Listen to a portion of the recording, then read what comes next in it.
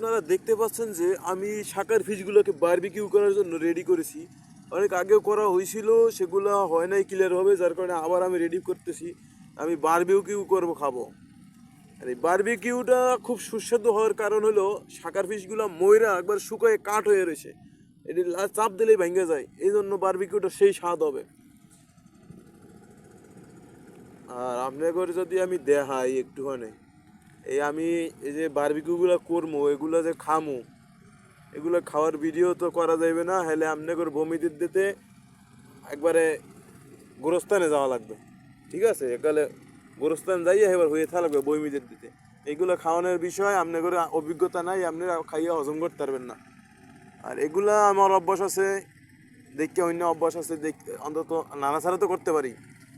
ও sorry sorry, barbecue করে খাবো। এই যে অনেকদিন পরে একটা সাগর ফিশ পেয়েছি, এটা আস্তাই বারবিকিউ করবো। আর যেগুলো শুকনো সেগুলো শুকনো, এটা দেবো নিচে। এটা নিচে দিলে তো হবে না, এটাকে আমি কি করি, এটা কাঁচাও তো খাওয়া যায় না। এই যে